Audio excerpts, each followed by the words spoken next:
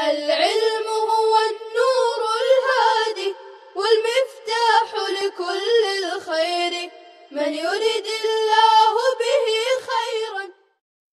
بسم الله الرحمن الرحيم. وعن أبي سعيد الخدري رضي الله عنه قال: خرج رسول الله صلى الله عليه وسلم في أضحى أو في فطر إلى المصلى ومر على النساء فقال: يا معشر النساء تصدقن فإني أريتكن أكثر أهل النار. فقلنا: وبما يا رسول الله؟ قال: تكثرن اللعنة وتكفرن العشيرة، ما رأيت من ناقصات عقل ودين أذهب للب الرجل الحازم من إحداكن. قلنا: وما نقصان ديننا وعقلنا يا رسول الله؟ قال: أليس شهادة المرأة نصف شهادة الرجل؟ قلنا: بلى. قال: فذلك من نقصان عقلها. قال: أليس إذا حاضت المرأة لم تصلي ولم تصم؟ قلنا: بلى.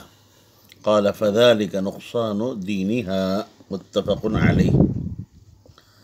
حضرت ابو سعید خدری رضی اللہ تعالی عنہ سے روایت ہے، وہ فرماتے ہیں کہ رسول اللہ صلی اللہ علیہ وسلم عید الاضحیٰ یا عید الفطر کے روز عیدگاہ کی طرف نکلے، عورتوں کے پاس سے گزرے تو آپ نے فرمایا: اے عورتوں کی جماعت، تم صدقہ کیا کرو، اس لیے کہ مجھے تمہاری زیادہ تعداد جہنم میں دکھلائی گئی ہے۔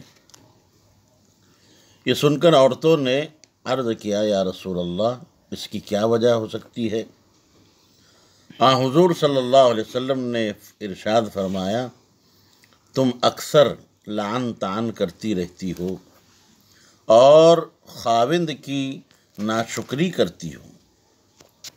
میں نے عقل اور دین میں ناقص تم سے زیادہ کسی کو نہیں دیکھا کہ جو ایک عقل مند اور انجام بھی مرد کی عقل کو اڑا لے جائے، اچک لے۔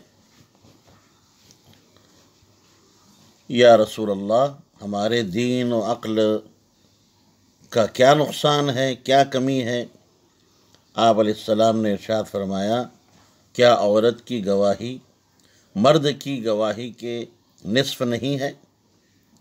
ان عورتوں نے کہا: جی ہاں۔ آپ نے فرمایا: یہ اس کی عقل کا نقصان ہے۔ کیا یہ بات حقیقت نہیں ہے کہ جب عورت کو حیض آتا ہے اور وہ نماز نہیں پڑھتی ہے، روزہ نہیں رکھتی؟ انہوں نے کہا کہ جی ہاں۔ آپ نے فرمایا: یہ اس کے دین میں کمی ہے۔ متفق علیہ۔ ابو سعید خدری رضی اللہ تعالی عنہ، ابو سعید یہ آپ کی کنیت ہے، آپ کا اسم گرامی ہے سعد بن مالک بن شیبان۔ خدرہ انصار کا ایک قبیلہ تھا جس کی طرف نسبت کرتے ہوئے انہیں خدری کہا جاتا ہے۔ حضرت ابو سعید خدری رضی اللہ تعالی عنہ کا شمار حفاظ حدیث میں ہوتا ہے، حفاظ صحابہ، نیز مکثرین حدیث میں سے آپ ہیں۔ سن 64 ہجری میں بعمر 84 برس آپ کی وفات ہوئی اور بقی قبرستان میں آپ کو سپرد خاک کیا گیا۔ آپ کی جملہ مرویات 1170 ہے۔ خرج رسول اللہ صلی اللہ علیہ وسلم فی اضحیٰ۔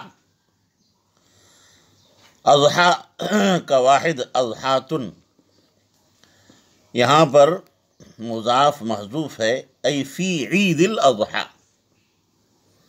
بلکہ اگر یوں کہا جائے کہ اضحیٰ کا عام استعمال اور غالب استعمال عید قربان ہی پر ہوتا ہے تو اس صورت میں مضاف کے مقدر ماننے کی بھی کوئی ضرورت نہیں ہے۔ عید الاضحیٰ کو عید الاضحیٰ اس لیے کہا جاتا ہے کہ یہ وقت ضحیٰ یعنی ارتفاع نہار کے موقع پر ہوتی ہے۔ او فطرن، یہ راوی کا شک ہے، مراد عید الفطر ہے۔ الی المصلی، مصلی یعنی عیدگاہ۔ ومر علی النساء، مر یمر، جس طرح متعدی بالباء ہوتا ہے، با کے ذریعے سے متعدی ہوتا ہے، اسی طرح علی سے بھی متعدی ہوتا ہے، یہاں علی سے متعدی ہے۔ عورتیں عیدگاہ کے گوشے میں جمع تھیں اور غالباً حضور صلی اللہ علیہ وسلم کی آواز ان تک نہیں پہنچ رہی تھی، اس لیے آپ علیہ السلام ان عورتوں کو واعظ و نصیحت کی غرض سے ان کے قریب ہوئے اور ان کے پاس سے گزرے۔ اس زمانے میں عورتیں عیدگاہ اور مسجد میں نمازوں کے لیے حاضر ہوا کرتی تھی۔ امام طحاوی فرماتے ہیں کہ ابتدائی اسلام میں عورتوں کو اجازت تھی، اور اس اجازت کی وجہ کیا تھی؟ اس کی وجہ امام طحاوی نے یہ بیان فرمائی کہ دشمنوں کی نظروں میں مسلمانوں کی کثرت ظاہر ہو، یہ وجہ تھی۔ اور وہ زمانہ آپ اور ہم جانتے ہیں کہ بہت ہی امن کا تھا، اس کے برخلاف آج ہم دیکھ رہے ہیں کہ اب زمانہ فتنوں کا ہے، اور امن تو مفقود ہوتا چلا جا رہا ہے۔ عورتوں اور مردوں کے اختلاط کی وجہ سے آپ خود سمجھدار ہیں، سمجھ رہے ہیں کہ بجائے عبادت کے بے شمار فساد کے لازم آنے کا صرف احتمال ہی نہیں بلکہ یقین ہے، یقین۔ اس لیے اس زمانے میں عورتوں کا عیدگاہ یا مسجد میں حاضر ہونا ممنوع قرار دیا گیا ہے، اور جو وجہ تھی وہ بھی اب پائی نہیں جا رہی۔ ماشاءاللہ ابھی تو مسلمانوں کی تعداد بحمداللہ کافی ہے۔ صاحب بدائع فرماتے ہیں کہ تمام علماء کا اس پر اتفاق ہے کہ نوجوان عورتوں کا عیدین اور جمعہ میں حاضر ہونا جائز نہیں، درست نہیں، اور اس کی تائید فرمان الہی سے ہو رہی ہے۔ اللہ تعالیٰ نے قرآن مجید میں ارشاد فرمایا وَقَرْنَ فِي بُيُوتِكُنَّ، کہ عورتیں اپنے گھر کی چہار دیواری ہی میں رہیں، چہار دیواری سے باہر نہ نکلیں۔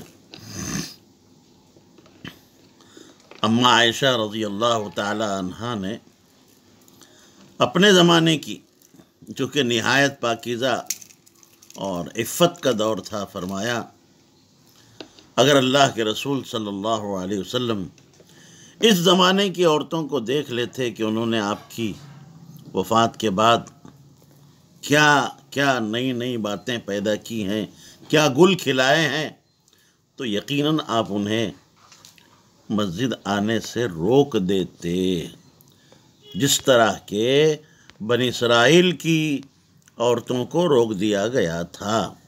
اور حضرت عائشہ رضی اللہ تعالی عنہا کا یہ کہنا اور آپ کا یہ ارشاد فرمانا نبی کریم صلی اللہ علیہ وسلم کی وفات کے کچھ ہی عرصے کے بعد کا ہے۔ اس لیے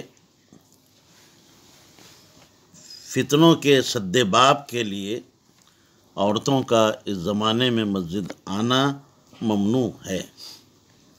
یا معشر النساء، اے عورتوں کی جماعت۔ معشر کے معنی جماعت کے ہیں۔ یہاں خطاب حاضر غائب سب کو عام ہے۔ آپ کہیں گے کہ پھر یا معشر النساء، تو حاضر کو غائب پر غلبہ دیا گیا ہے۔ تصدقنا، اللہ کے نبی صلی اللہ علیہ وسلم نے ان عورتوں کو صدقہ دینے کا حکم دیا۔ آپ جانتے ہیں کہ عورتوں کے مزاج اور طبیعت میں مال کی محبت بنسبت مردوں کے زیادہ ہوتی ہے، اس لیے آپ صلی اللہ علیہ وسلم نے انہیں صدقہ کرنے کا حکم دیا۔ فإنی أُرِیتُکُنَّ، مجھے دکھلایا گیا، بتلایا گیا۔ کیسے بتلایا گیا؟ آپ چونکہ نبی تھے، بطریق کشف بتلایا گیا ہو یا بذریعہ وحی کہ آپ کو بتلایا گیا ہو۔ اکثر اہل النار، اریتکن، ارا یری اراۃً سے فعل ماضی مجہول کا صیغہ ہے۔ اس کے 3 مفعول ہیں۔ پہلا تائے متکلم جو فاعل کے قائم مقام ہے، دوسرا کننا، اور تیسرا اکثر۔ مجھے بتلایا گیا کہ تم مردوں کے مقابلے میں جہنم میں داخل ہونے کے اعتبار سے زیادہ ہوں گی، اس لیے تم صدقہ کرو، صدقہ دو۔ کیوں؟ اس لیے کہ صدقہ جہنم سے حفاظت کے لیے بمنزلہ ڈھال کے ہے۔ رسول اللہ صلی اللہ علیہ وسلم کا ارشاد گرامی ہے، آپ پڑھتے ہیں، سنا ہوگا، پڑھا ہوگا کہ اتقوا النار ولو بشق تمرۃ، کہ جہنم سے بچو چاہے کھجور کے ایک ٹکڑے ہی کے ذریعے سے کیوں نہ ہو۔ عورتوں کے اکثر دوزخ میں یا دوزخی ہونے کی علت کیا ہے؟ جیسے میں نے ابھی بتایا، عورتوں کا مال سے محبت کرنا، اور صدقہ اس محبت مذمومہ کا علاج ہے۔ صدقے کے ذریعے سے، صدقہ دینے کی وجہ سے مال کی محبت کم ہوتے ہوتے ختم ہو جاتی ہے۔ مال کی یہ مذموم محبت کی وجہ سے پیدا ہونے والے بخل کی رذالت اور یہ کمینہ پن گھٹتا ہے۔ اسی کے پیش نظر ہمارے آقا صلی اللہ علیہ وسلم نے ارشاد فرمایا، الید العلیٰ خیر من الید السفلی، کہ دینے والا ہاتھ لینے والے ہاتھ سے بہتر ہے۔ فقلنا، ان عورتوں نے عرض کیا، وبما یا رسول اللہ، اے اللہ کے رسول، اس کی کیا وجہ ہے، کیا سبب ہے؟ بما اصل میں بما الف کے ساتھ تھا۔ ما استفہامیہ پر یہ قاعدہ ہے کہ جب حرف جر داخل ہوتا ہے تو الف کو تخفیفاً حذف کر دیا جاتا ہے، اور با جو ہے بما میں، یہ با سببیہ ہے۔ کیف یکون ذلک، یہ کیسے ہو سکتا ہے؟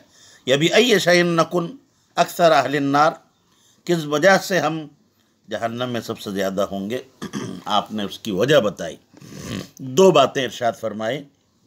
پہلی بات، تکثرن اللعنہ، تم اکثر بیشتر لعن طعن کیا کرتی رہتی ہو۔ لعنت کا اصل معنی ابعاد اللہ تعالی العبد من رحمتہ بسخطہ، ابعاد اللہ تعالی العبد من رحمتہ بسخطہ، اللہ تعالیٰ کا بندے کو بوجہ ناراضگی اپنی رحمت سے دور کر دینا، یہ ہے لعنت کا معنی۔ اب بندے کی طرف سے اگر لعنت کا استعمال ہو تو اس وقت اس کا معنی ہوتا ہے اللہ کی رحمت سے دوری کی دعا کرنا۔ حضرات علماء کا اس بات پر اتفاق ہے کہ کسی متعین شخص پر لعنت کرنا جائز نہیں، چاہے وہ کافر ہی کیوں نہ ہو۔ ممکن ہے کہ وہ کافر آج کافر ہے، کل کو اللہ اسے اسلام کی توفیق دے اور وہ دنیا سے حالت اسلام میں رخصت ہو۔ البتہ جس کی موت کا کفر پر ہونا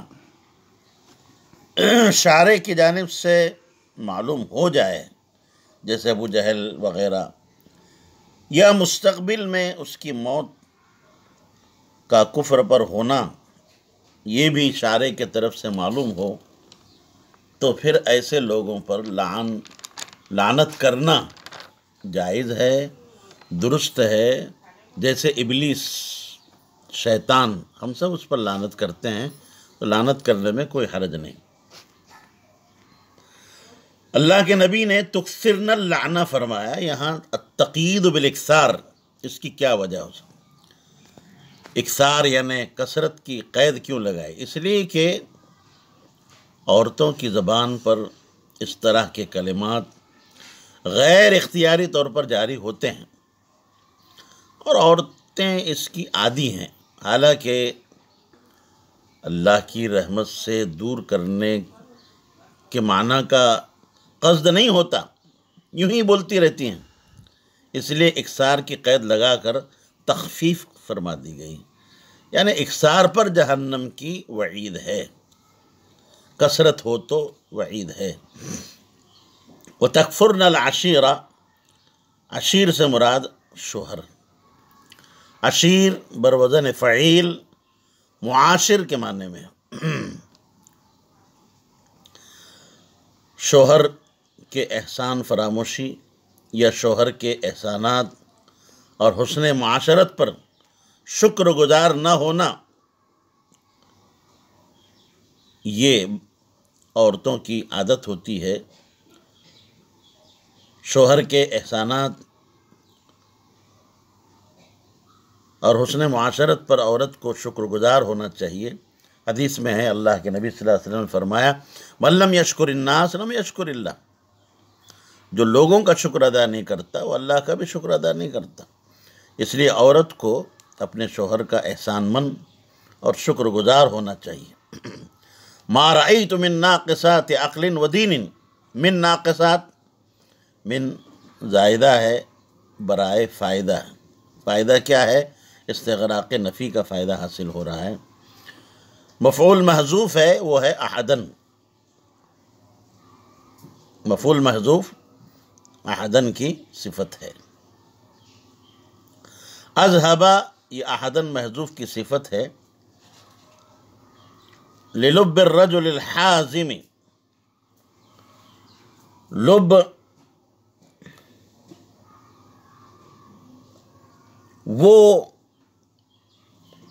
عقل جو ہوائے نفسانی سے خالص ہو، نفسانی ہوا خواہش سے خالی ہو۔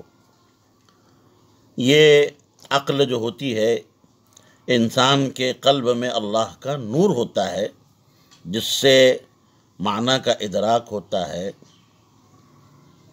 اور عقل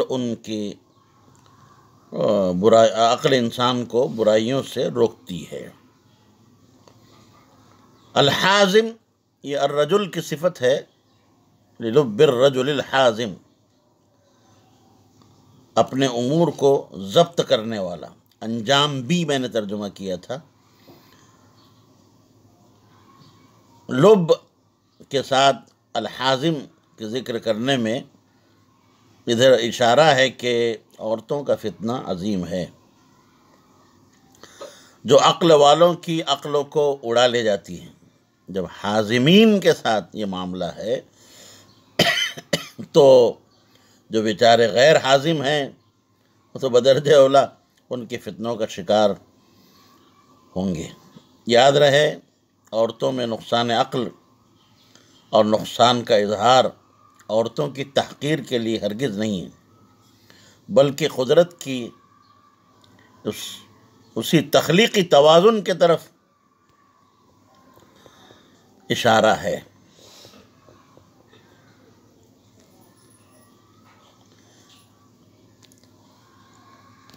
جو عورتوں اور مردوں کے درمیان جسمانی اور طبعی فرق ہے، صنفیت کی بنیاد پر ہے، اور یہ فرق اصل میں فطرت کا تقاضا ہے، جس کے بغیر نوع انسانی کا ذاتی اور معاشرتی نظام زندگی برسر اعتدال نہیں رہ سکتا۔ احدا کنہ، یہاں پر من کنہ کے بجائے احدا کنہ سے تعبیر کرنے میں یہ نقطہ ہے کہ جب ایک کا یہ حال ہے، اگر ساری عورتیں اس مضمون صفت سے متصف ہو جائیں تو کیا عالم ہوگا۔ السلام عليكم، لا تنسوا الاعجاب بالفيديو والاشتراك في القناة تشجيعا لنا لنستمر بنشر المزيد ان شاء الله.